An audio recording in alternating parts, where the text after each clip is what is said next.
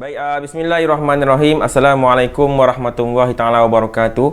Dan salam sejahtera semuanya calon-calon SPM 2021 Matematik KSSM tingkatan 5. Pada hari ini bersama Cikgu Azmi kita akan membincangkan tentang bab yang pertama dalam KSSM Matematik tingkatan 5, iaitu tajuk ubahan. Jadi untuk itu kita akan teruskan pembelajaran kita pada hari ini dengan melihat kepada pengenalan ubahan. Okey. Baik. Kita lihat secara sepintas lalu apakah yang anda akan belajar dalam topik ubahan ini. Yang pertama adalah 1.1 tentang ubahan langsung, 1.2 tentang ubahan songsang, dan 1.3 tentang ubahan bergabung. Jadi tiga konsep ini harus anda kuasai untuk kita memahami topik ubahan dengan lebih baik. Baik, kita lihat kepentingan bab ubahan. Konsep ubahan banyak digunakan dalam kehidupan seharian kita dan meluas dalam bidang sains dan matematik.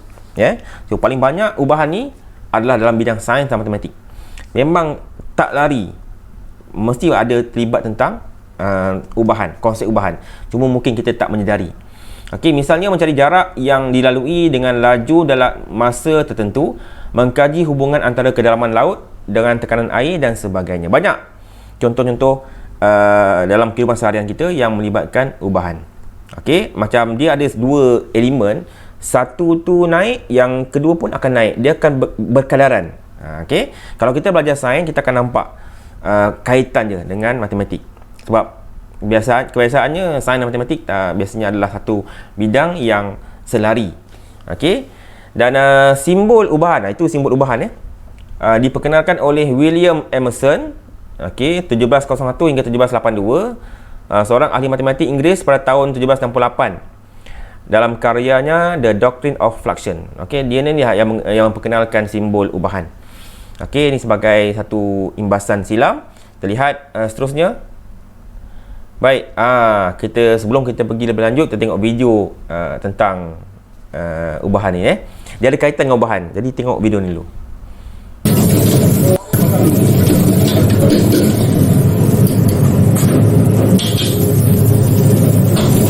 Elok lah, kita pun belum terasa nampak orang tengah masak ni.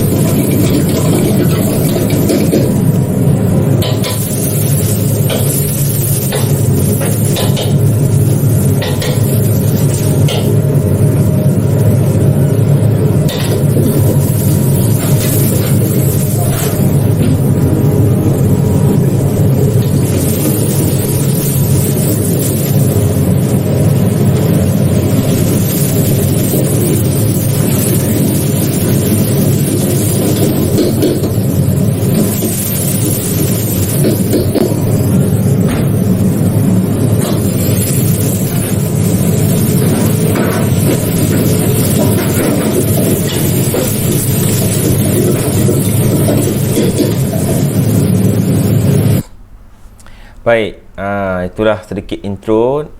Cuma nak bagi tahu apa kaitan video ini dengan topik ubahan. Baik, cuba tengok baik. Dalam video itu seorang tukang masak ataupun kita panggil chef lah kan, mungkin di sebuah restoran ataupun di sebuah hotel sebagainya, sedang mempersiapkan menu lah untuk makanan yang ditempah oleh orang pelanggan dia kata atau orang lain. Tak kisahlah tu kan. Cuma nak bagi tahu agak-agak dalam kuali yang dimasak tu kan, cukup untuk berapa orang? Agak-agak lah. Katalah seorang. Okey, itu katalah sukatan bahan-bahan yang digunakan tu untuk seorang makan. Cuba bayangkan kalau dia nak menambah bilangan ataupun bahan yang dipakai tu berdasarkan permintaan yang lebih banyak. Contohnya tadi untuk seorang, kalau ada 10 orang nak makan, adakah bahan yang sama dengan kuantiti yang sama digunakan? Tentu tidak. Jadi kalau bilangan pelanggan lebih ramai, contohnya 10 orang yang nak makan, jadi tentulah chef tadi tu kena menambah bilangan bahan yang digunakan ataupun kuantiti bahan yang digunakan. Semakin banyak permintaan, semakin banyaklah bahan yang digunakan. Maka ini nampak satu konsep ubahan, okey, yang berkadaran antara bahan dengan permintaan. Okey. Maknanya semakin tinggi permintaan, semakin banyaklah bahan yang digunakan untuk menghasilkan menu makanan itu. Okey, ini antara konsep yang ada dalam kehidupan seharian yang berada di dalam sekeliling kita. Baik, itu antara introduction. Baik, kita lihat satu persatu tentang ubahan langsung. Okey, boleh tengok pada buku teks muka surat 2 hingga 3. Standard pembelajaran, pelajar seharusnya dapat menerangkan maksud ubahan langsung. Baik, kita lihat apakah yang dimaksudkan dengan ubahan langsung. Ubahan langsung ni menerangkan perkaitan antara dua pemboleh ubah dengan keadaan apabila satu pemboleh ubah Y bertambah, maka pemboleh ubah X juga bertambah. Macam tadilah. Kalau permintaan ataupun bilangan customer dia bertambah 10 orang contohnya, jadi dia punya kuantiti bahan pun mestilah bertambah. Okey? Okey, pada keadaan yang sama dan sebaliknya. Hubungan ini juga ditulis sebagai Y berubah secara langsung dengan X. Okey, maka dalam topik ini kita akan belajar bagaimana kita mentafsirkan satu ayat dalam bentuk statement matematik. Okey, dalam satu ayat dalam soalan contohnya, kita boleh bawa keluar dan kita tafsir dalam bentuk statement matematik, khususnya dalam bentuk ubahan. Baik, kalau macam ni kita tengok, dia kata Y berubah kan. Macam ni Mana saya punya pen tadi? Okey. Sekejap. Y berubah. Mana pen tadi ni? Tak keluar pula.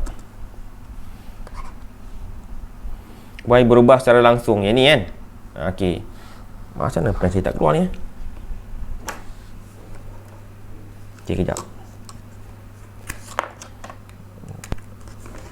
Okey, tak pasang. Okey, sekejap Okey, ni Y berubah secara langsung dengan X. Maka kita akan tulis sebagai Y berubah, ni simbol ubahan, secara langsung dengan X. Yang inilah kita akan belajar dalam bab ini. Bagaimana kita akan bawa keluar clue ataupun info dalam soalan ke dalam bentuk statement matematik, khususnya dalam bentuk ubahan. Okey, macam inilah kita akan belajar seterusnya nanti Baik, kita pergi contoh yang pertama. Buku teks muka surat 3. Contoh yang pertama. Okey, jumlah gaji seorang pekerja sambilan sebagai jurujual berubah secara langsung. Okey, berubah secara langsung dengan bilangan jam dia bekerja. Okey, menyatakan perubahan pada yang pertama, jumlah gaji jika bilangan jam bertambah 2 kali ganda. Kemudian B, jumlah gaji jika bilangan jam berkurang sebanyak 40%, dan C, bilangan jam bekerja jika jumlah gaji yang diterima adalah separuh daripada gaji asal. Kita tengok ada dalam situasi soalan ni, ada part yang dia bertambah, ada part yang dia berkurang. Jadi ada kesan tak dari segi gaji dia, dari segi jam dia bekerja? Okey, kita tengok jawapan. Okey, yang A tu dia kata jumlah gaji bertambah 2 kali ganda. Sebab asalnya adalah kalau gaji dia banyak ni, tengok pada jam dia bekerja, kan? Contohnya kalau dia gaji jam dia bekerja 8 jam. Jadi gaji dia mungkin dalam contohnya 800 ke 1000 sebagainya kan. Jadi kalau dia tambah, logiknya kalau dia tambah jam dia bekerja, tentulah gaji dia bertambah. Inilah yang dia masukkan ubahan tadi tu.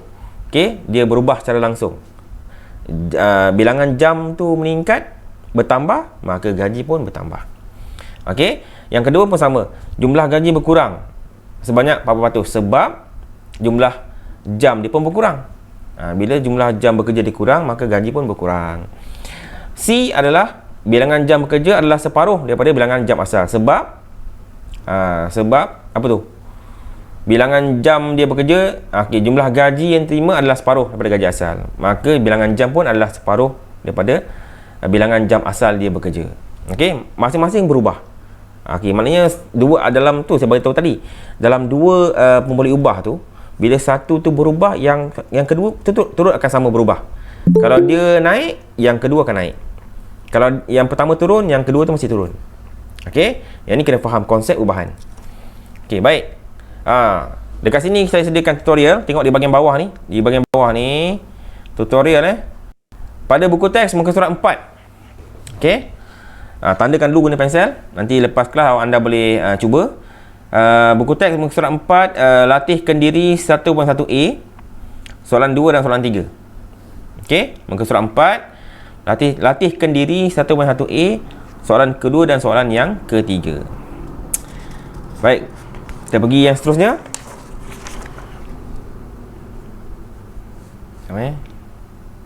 Okey. Buku teks muka surat 4 hingga 5. Okey, boleh tengok muka surat 4 dan 5. Pelajar seharusnya akan dapat menentukan hubungan antara dua pembuli ubah bagi suatu ubahan langsung. Okey. So kita akan tengok apakah hubungan antara dua pembuli ubah bagi suatu ubahan langsung. Okey. Baik, bagi suatu ubahan langsung, okey, y berubah secara langsung dengan x. Boleh tulis sebagai y, okey, simbol ubahan tu, lepas tu kita tulis x. Yang ni hubungan ubahan. Okey, yang ni adalah hubungan ubahan. Lepas tu kita kena tulis macam ni dalam bentuk persamaan, iaitu y sama dengan ada k ni, kx, di mana k ni adalah pemalar. Pemalar ni benda yang tetap lah. Okey, biasanya nombor lah, nombor Okey. So ini yang kita akan pelajari untuk permulaan ini, bagaimana kita menulis hubungan ubahan, dan seterusnya kita akan membuat dalam bentuk persamaan dan menyelesaikan sekiranya perlu lah. Dia akan bagi nilai sebagainya, kita akan tukarkan nilai itu dan kita akan dapatkan jawapan yang dikehendaki. Baik, ini adalah contoh bagaimana kita tengok hubungan antara dua pembuli ubah bagi suatu ubahan langsung. Kita pergi seterusnya. Bagi suatu ubahan langsung, y berubah secara langsung dengan x kuasa n. Boleh ditulis sebagai, ni contohnya, kalau ada kuasa n, ada kuasa, maka kita akan tulis y berubah secara langsung dengan x kuasa n. Ini dalam bentuk hubungan. Manakala dalam bentuk persamaan, sama juga, kita buat y sama dengan kx kuasa n. Samalah macam tadi, cuma kali ni dia ada x tu ada kuasa. Dengan n tu, kuasa dia hanya melibatkan 1, 2, 3, setengah ataupun 1/3.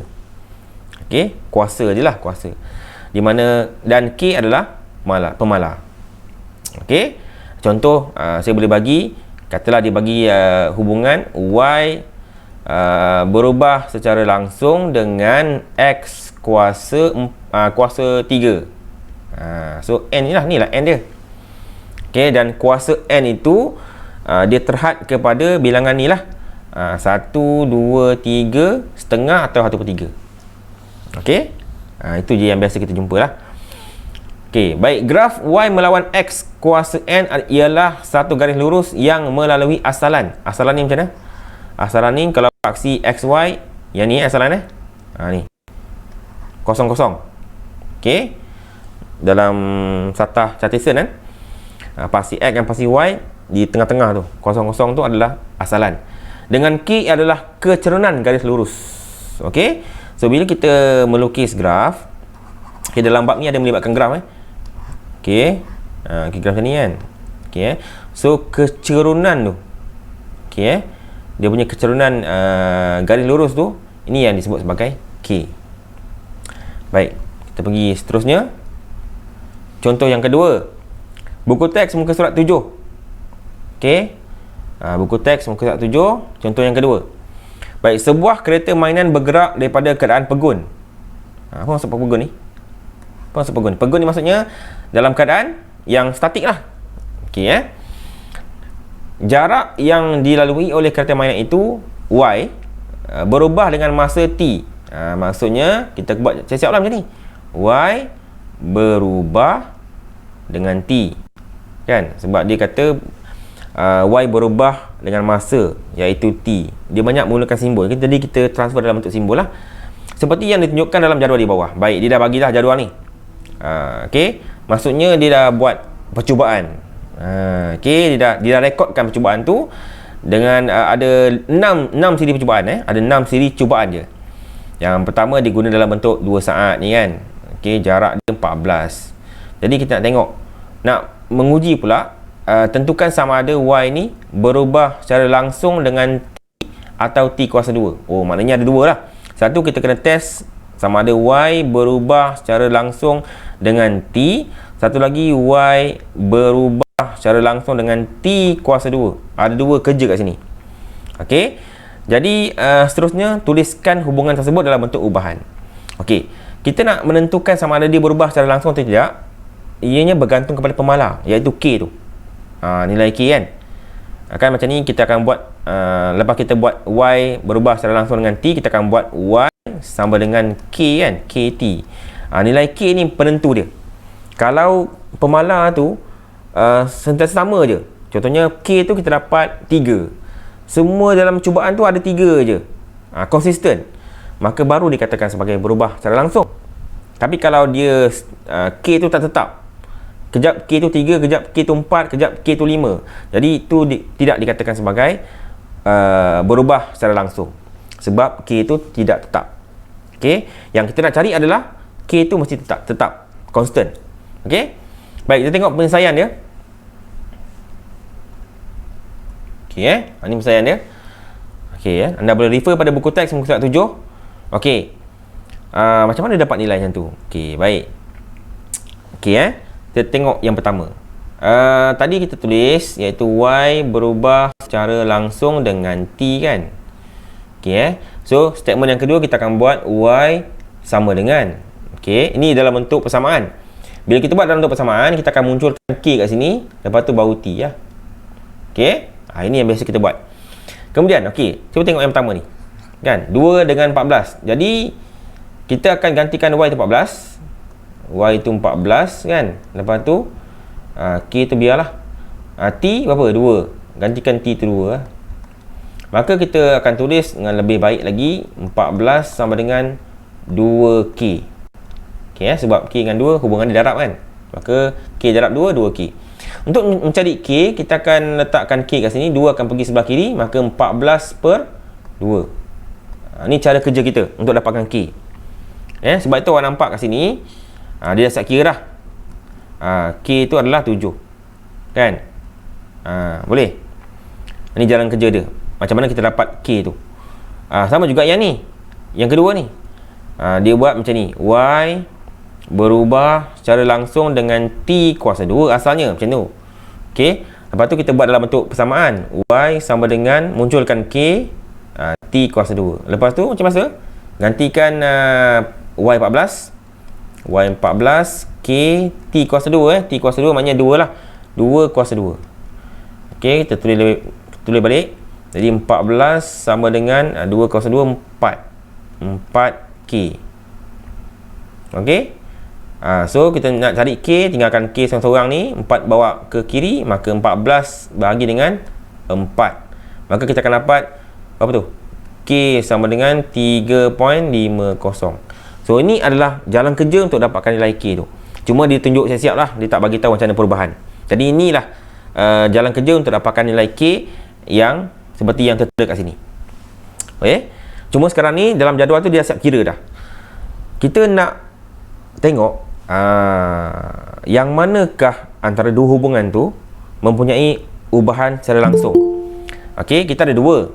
Pertama tadi dia suruh test ada Y berubah secara langsung dengan T yang ini, atau satu lagi Y berubah secara langsung dengan T kuasa 2. Antara dua ni yang manakah betul-betul mempunyai ubahan secara langsung?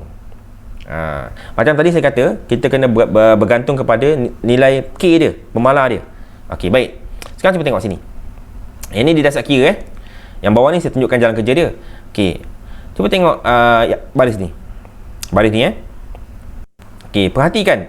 Dia dah siap kira. Dalam 6 siri cubaan tu, semua K dia 7, betul tak? 7, 7, 7, 7, 7, 7. Constant je. Walaupun dia punya nilai tak sama, atas ni nilai T tak sama, nilai Y tak sama, tapi nilai K dia, pemalar dia sama je semua, 7. Nak dibandingkan dengan yang kedua, yang bawah ni, Y dengan kedua ni, cuba tengok. Dia punya K dia berubah. Kejap 3.50. Lepas tu 1.75. Lepas tu 1.17. Lepas tu 0.88. Lepas tu 0.70. Dan last sekali 0.58. Dia tak tetap, dia berubah.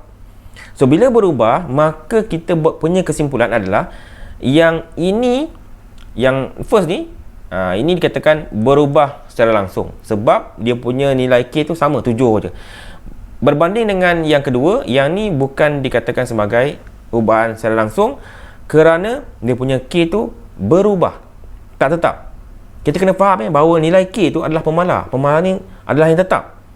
Jadi untuk kita dah buat ujian ni, maka terbukti bahawa hubungan yang kedua tu, iaitu Y berubah dengan T kuasa 2 tu tidak dikatakan sebagai perubahan secara langsung lah, sebab dia punya K tu sentiasa berubah, tak tetap.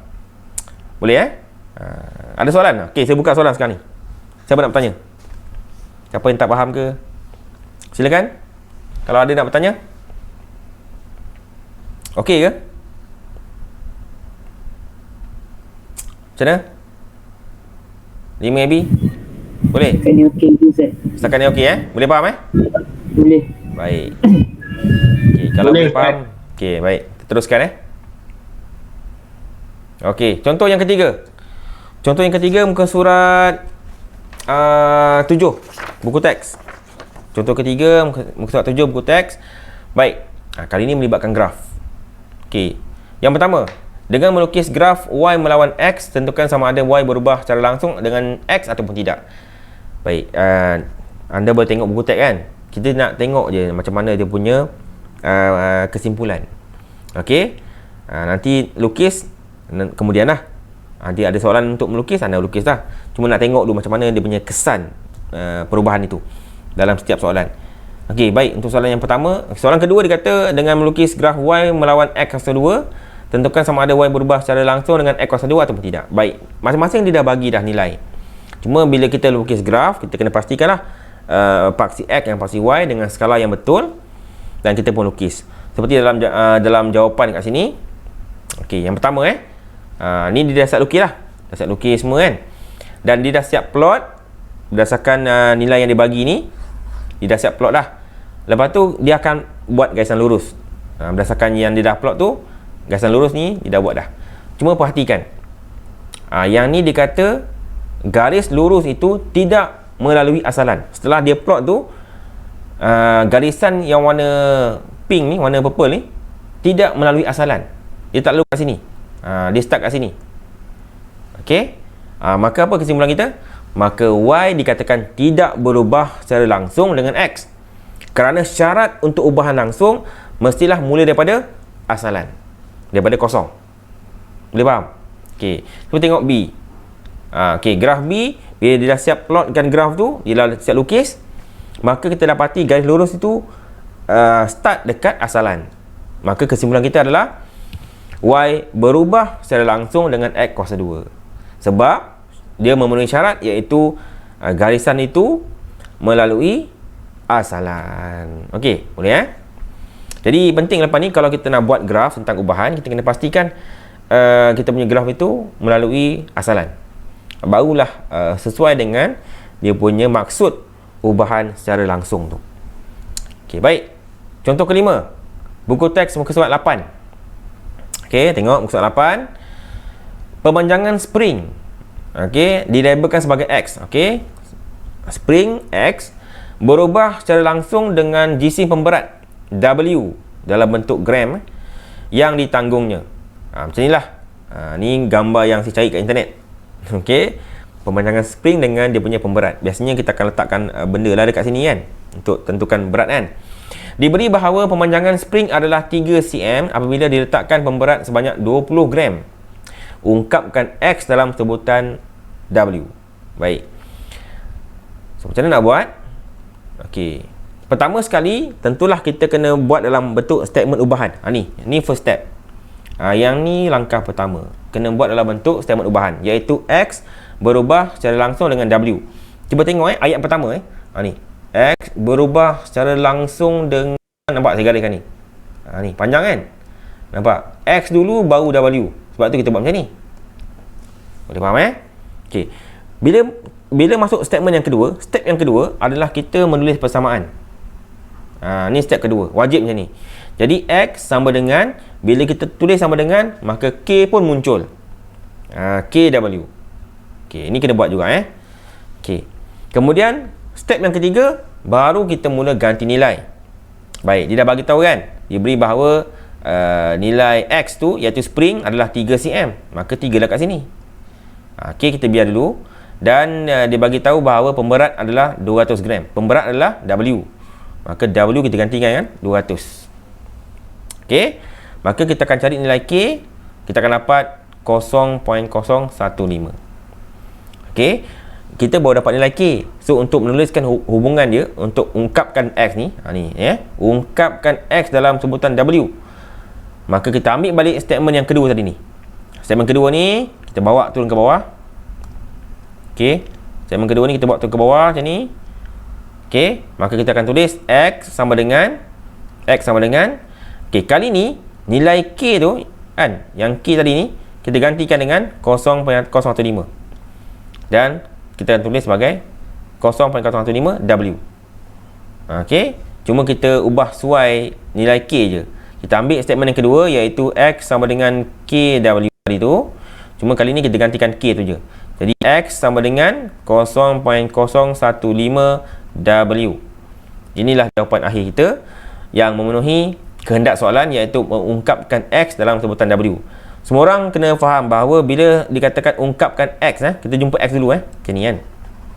Bila dalam ungkapan macam ni, dia minta X. Jadi X ini maksudnya terasing. Dia seorang-seorang. Biasanya kalau saya akan letakkan X tu sebelah kiri dan W ini di sebelah kanan. Jadi cuba tengok jawapan kita akhir. X sebelah kiri, W sebelah kanan.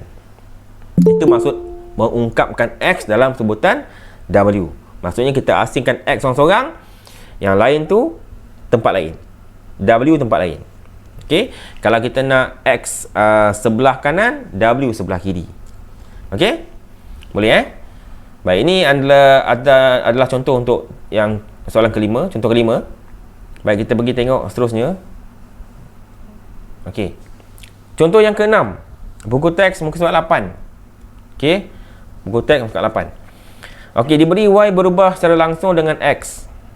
Okey, jika Y sama dengan 0.14 apabila X sama dengan 0.2, hitung nilai. Okey, yang pertama Y apabila X sama dengan 5 dan B X apabila Y sama dengan 0.875. Kita tengok macam mana kita nak buat. Okey, baik, yang pertama, macam biasa setiap kali ubahan kita kena buat dalam bentuk statement dia. Statement ubahan kita yang pertama ni, langkah pertama iaitu Y berubah secara langsung dengan X. Kita pun buatlah simbol macam tu. Statement yang kedua, mestilah kita munculkan K. Kita buat persamaan, iaitu Y sama dengan KX. Lepas tu kita ganti nilai K, di mana Y tadi ni 0.4, ganti kat sini. Lepas tu 0.2 ni untuk X, ganti kat sini. Boleh? Kemudian kita akan cari K. Okey, 0.2 ni bawa ke kiri, bahagilah. Maka kita akan dapat K 0.7. Sekali lagi, kita ambil last kali tu, yang jawapan akhir kita ni, kita bawakan statement yang kedua ni ke bawah. Hilang pula dia. Jadi pada akhir tu kita akan gantikan K sebagai 0.7. Kita akan dapat Y sama dengan 0.7X. Okey, sekarang menjawab soalan A, dikata apabila X 5, nak tahu nilai Y bila X 5, maka kita ganti nilai lah yang terdapat tadi ni kan, iaitu Y sama dengan 0.7X ini. Okey, oleh kerana dia nak X 5, gantikanlah X ni 5. Maka Y sama dengan 0.7 kurungan 5, kita akan dapat Y sama dengan 3.5. Okey, itu kalau dia nak Y. Soalan B dia nak X pula. Okey, bila Y dikatakan 0.875. Okey, jadi sekali lagi kita ambil persamaan yang sama yang kita dah siap tadi tu. Y sama dengan 0.7X. Oleh kerana dia dah bagi Y, maka gantikanlah Y itu sebagai 0.875 sama dengan 0.7X. So kita bahagikanlah, maka X sama dengan, kita akan dapat 1.25. Okey, yang ni lebih mudah sebab kita ganti nilai saja. Boleh Okey, setakat ni okey? Macam? Boleh? Boleh, Ustaz? Boleh. Boleh faham Baik. Baik. Okey. Kita pergi contoh seterusnya. Contoh yang ke-8. Okey Contoh yang ke-8, muka surat 9. Okey. Ni slide terakhir. Kejap je, tak lama Okey. Contoh ke-8. Tempoh ayunan dalam bentuk dalam simbol A saat bagi satu bandul ringkas. Bandul bandul, bukan bandel. Ni bandul. Tahu bandul? Bandul yang macam apa tu? Itulah dalam gambar ni. Kan? Sain lah, sain. Saya tahu kan sain. Okey berubah secara langsung dengan punca kuasa 2 panjang benang. Sebagai P PCM diberi bahawa satu bandul ringkas dengan panjang benangnya ialah 9 cm. Anggaplah ni benang anggap ni benang lah mempunyai tempoh ayunan sebanyak 1.2 saat. Bandul ni kan dia berayun kan, kejap dia kat sini kan, kejap dia kat sini kan. Bandul kan, kita pernah tengok. Okey diberi bahawa satu bandul ringkas dengan panjang benangnya adalah 9 cm mempunyai tempoh ayunan sebanyak 1.2 saat. Okey, hitung tempoh ayunan dalam saat jika panjang benang adalah 25 cm. Okey. Sebagaimana yang tadi, langkah pertama kita mestilah kita tulis dalam bentuk statement ubahan. Okey, baik. Tengok penyelesaian dia. Yang pertama, ni step pertama kita buat bentuk statement ubahan, iaitu A dulu. A berubah secara langsung dengan punca kuasa 2 tolong ingat. Ni dikata punca ni. Punca kuasa 2. Maka kita akan tulis sebagai punca kuasa 2 P. Okey harap tak ada pelajar yang keliru dengan ayat itu. Tolong berhati-hati ketika kita membaca soalan. Statement yang kedua, baru kita munculkan K. Nampak ni, K kat sini. Okey. Statement yang ketiga, kita ganti nilai. Okey, di mana A tu adalah 1.2 kan, sebab tempoh ayunan kan A. Nampak ni, A. Lepas tu dia kata ni tempoh ayunan 1.2 kan, jika 1.2 kat sini, bawah A ni. Okey. Lepas tu dia kata gantikan nilai P ni dengan 9. Maka kita gantikanlah akan letak kat sini punca kuasa 2 9. Okey. Maka kita selesaikan, kita akan dapat 0.4. Boleh selesai masalah. Okey, lepas tu dia tak habis lagi. Dia kata cari pula tempoh ayunan jika panjang benang 25 cm. Maka gerak kerja kita seterusnya adalah kita ambil balik statement kedua tadi ni. Nampak ni, ni statement kedua. Statement kedua kita buat kat sini. Okey, kita declare yang baru, iaitu A sama dengan 0.4 punca kuasa 2 P. Kali ni dengan menggantikan panjang benang, iaitu P dengan 25. Maka kita pun buat A sama dengan A sama dengan 0.4 ialah K tadi ni, dan P sekarang adalah 25. Maka kita akan letak sebagai punca kuasa 2 25. Okey, maka kita akan dapat jawapannya adalah 2 saat. Okey, boleh. Ini contoh soalan. Bukanlah kebat maksudnya, tapi kita nampak bahawa konsep yang sama daripada mula tadi kita belajar sampailah ke contoh yang ke-8 ni. Inilah step dia yang kita akan buat. Pertama, kita akan declare dalam bentuk statement ubahan. Step yang kedua, kita akan buat dalam bentuk persamaan, mesti munculkan K tu. Lepas tu kita ganti nilai yang pertama. Okey, dapatkan dia punya statement ubahan yang dikehendaki lah, yang sepatutnya lah, macam ni kan. Ni yang kita nak, iaitu A sama dengan 0.4 punca kuasa 2 P. Ini statement pertama yang kita nak. Setelah kita dah ganti nilai semua tu, ini statement yang kita nak, di mana kita dah dapat nilai K. Setelah kita dah dapat nilai K tu, dah ganti dalam persamaan, kita tengok pula apa kehendak soalan seterusnya. Kita ganti nilai tu lah, kita akan dapat jawapan yang kita kehendaki. Okey, boleh Dan jangan lupa dekat bawah ni saya tuliskan tutorial latih kendiri 1.1 P. Semua ada buku teks ke? Buku teks dah dapat dah buku teks? Ada Ada. Okey. Latih kendiri 1.1 B, muka surat 10. Cuba tengok muka surat 10. Soalan ketiga, soalan kelima, soalan ketujuh dan soalan ke-9. 3, 5, 7 dan 9. Okey, tanda betul?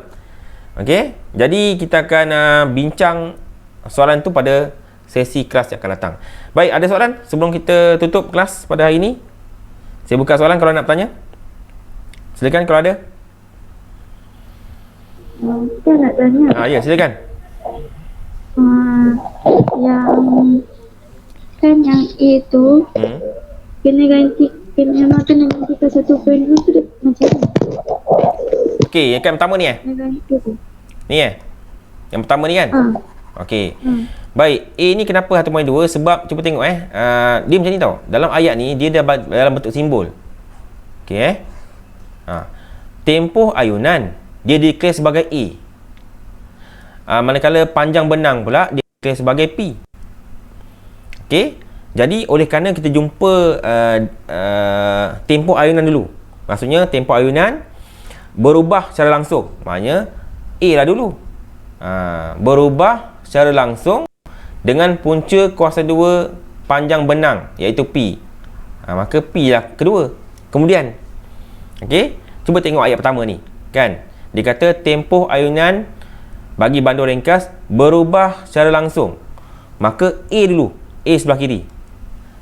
Okey. Kemudian dia kata berubah tu dengan punca kuasa 2 panjang P. Maka P sebelah kanan. Boleh? Itu cara nak letak. Kemudian tengok statement ayat kedua ni. Ayat kedua dia kata diberi bahawa bandur ringkas itu dengan panjang benang 9 cm. Okey. Panjang benang panjang benang ni P tau. Yang 9 cm ni P maksudnya. Jangan salah pula. Mempunyai tempoh ayunan. Ingat tempoh ayunan ni adalah A 1.2. Maka sebab tu kita gantikan A ni 1.2. Okey tengok dia punya declaration tu. Dia isytiharkan A tu sebagai apa? Dia isytiharkan P sebagai apa? Boleh? Kita ganti ikut dia punya declaration tu. Boleh Anis? Boleh Ustaz. Okey cuma jangan ni lah orang kata hati-hati bila kita baca soalan. Kalau saya pelajar lemah, kalau pelajar lemah saya saran macam ni lah. Buat je macam ni. Tempoh ayunan bawa keluar tempoh ayunan A. Kalau benang, panjang benang saya declare sebagai P. A dengan P. Dalam statement pertama tu kita jumpa A ke P dulu? Jumpa A dulu kan? Maka A lah depan. A depan. Okey, lepas tu simbol ubahan. P ni belakang. Tapi dia kata P tu punca kuasa 2. Maka punca kuasa 2 P. Okey, boleh tengok pada kedudukan dalam soalan. Dan bila kita dah declare A dengan P ni, kita tengoklah dalam ayat yang seterusnya. Cuba tengok dekat sini ada perangkap tau sebenarnya. Dekat sini pada ayat yang kedua ni tengok ni, tempoh ayunan ni tak lagi dia bagi tahu sebagai A. Sebab tu ada pelajar keliru. Tapi kita dah declare kan.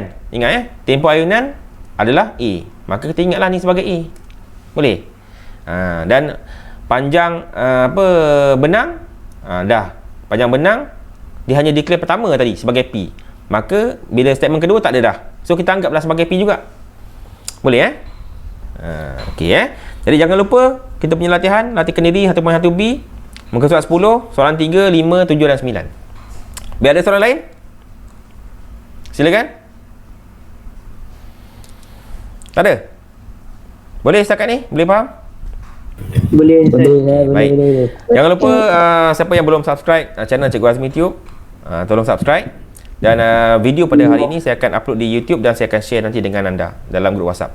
Baik, kalau tak ada soalan, saya ucapkan terima kasih dan kita akan jumpa pada kelas akan datang untuk bincang soalan dalam buku teks yang telah diberi tadi. Okey, terima kasih. Assalamualaikum warahmatullahi taala wabarakatuh. Terima kasih.